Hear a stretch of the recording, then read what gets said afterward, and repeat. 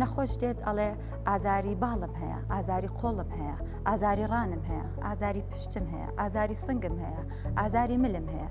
بە شێوەیەک نزیک 7 جێگا لەسەر لاشەی نەخۆشەکە ئازاری هەیە. سڵاوتان لێبێ، من دکتۆرە لاوێنم، پزیشکی پسپۆڕی جنگە و ڕۆماتیزم لە تاوەری تەندروستی سمار. ئەم ئازارانی باسمان کرد نەخۆشیەکە کە پێی ئەوترێ فایبرۆمایالجیا، واتە گرژە ماسوولکە. ئەم نەخۆشیە یەکێکە لە هۆکارەکانی ئازاری بەربڵاوی جەستە. ئەم نەخۆشیە تووشی لە سایە 3 بۆ 6 دانیشتوانە بێ و بە زۆری ئافرەتن. نزیک 7 بۆ 90 نەخۆشەکان ئافرەتن و لە تەمەنی 30 بۆ 50 ساڵان. بەڵامە گونجێ هەر تەمەنە لەوە کەمتر یا لەوە زیاتری هەر تووشی ئەم نەخۆشیە ببێ. نیشانەکانی نەخۆشیەکە بریتە لە ئازاری بەربڵاوی جەستەی و لەگەڵیشیە ئازاری تریشی هەیە نەخۆشەکە و نیشانەی تریشی هەیە.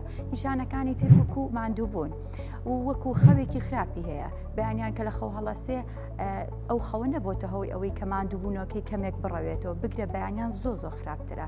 و نیشانەی تری وەکو دڵەڕاوکەی هەیە، خەمۆکی هەیە، یاخو کێشەی تەرکیزکردنی هەیە، یاخو کێشەی یادەوەری هەیە نەخۆشەکە.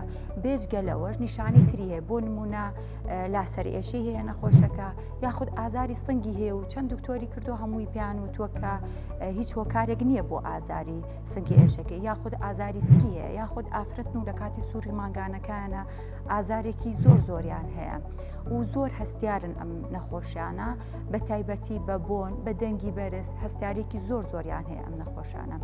بۆ دەستنیشانکردنی ئەم نەخۆشیە ئەبێ نەخۆشەکە بەلایانی کەمەوە بۆ ماوەی 3 مانگ ئەم ئازارانەی هەبێ. و لەگەڵیشیە هەنێک بشکنی بۆ نەخۆشەکە ئەکەین بۆ ئەوەی دڵنیابین کە هیچ هۆکارێکی تر نییە تەفسیری ئەم ئازارانی نەخۆشەکە بکە، چونکە دیاریکردنەکەی بە تەواوی پەیوەندی بەوە هەیە ئەو قسانێک کە ئێمە لە نەخۆشەکە وەریەگرین.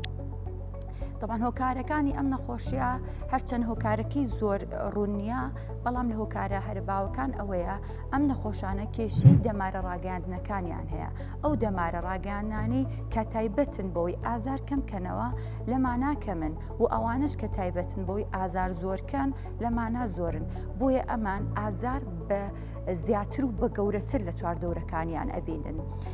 و هۆکارەکانی تریش وەکو هۆکاری جینیە دەرکەوتووە ئەو کەسانی کە لە خێزانەکانیان نەخۆشی گرژە ماسوولکەیە ئەگەر هەیە ئەمان لە سایە 8 زیاتر تووشی گرژە ماسوولکە ببن. و هۆکاری ژینگەیش بۆی هەیە، بۆ نمونە لە مناڵە تووشی حادیسەیەکی ناخۆش بووە یا چواردەورەکەی نامرتاح بووە لەگەڵ چواردەورەکەی یا هۆکاری شەڕ و پێکدادان لە چواردەورەکەی هەبووە، ئەگەری هەیە ئەمانە زیاتر تووشی نەخۆشی فایبرۆمایالجیا ببن. چارەسەری ئەم نەخۆشیە یەکەم شت ئەبێ نەخۆشەکە تێبگەێنرێ کە نەخۆشەکەی ڕاستیە، چونکە زۆرجا ئەم نەخۆشانە سەردانی زۆر دکتۆرەکەن و یا لە ماڵی شۆپیان وترێ هیچتان نییە، بەڕاستی ئەمە نەخۆشیێکی ڕاستی و کێشەی دەمارەخانەکانیان هەیە. دوام شت ئەبێ نەخۆشەکە تێبگەێنرێ کە ئەبێ زۆر خۆی ماندوو نەکە، ئیشەکانی بەشکە، هەموو ئیشەکانی لە ڕۆژێکە نابێ بکە، چونکە ئەمان ماندووبوونیان زۆر زیاترە لە خەڵکی تر. یەکێکی تریش وەرزشکردنە. ئەم نەخۆشانە ناتوان وەرزشێکی زۆریشکەن کە ماندوو بن، تەنها ئەتوانن وەرزش بۆ ڕۆشتن بکەن یان مەلەیە بکەن، چونکە ئەمان زۆر ماندووە بن ئەگەر وەرزشێکی بەقوت بکەن. و ئەگەر بەمانەش چارەسەر نەبوو بە دەرمان ئەتوانین دەرمان بین بە نەخۆشەکە هەتاکو ئەو کێشەی دەمارە ڕاگەاندنی کە هەیەی بۆی چارەسەر کات.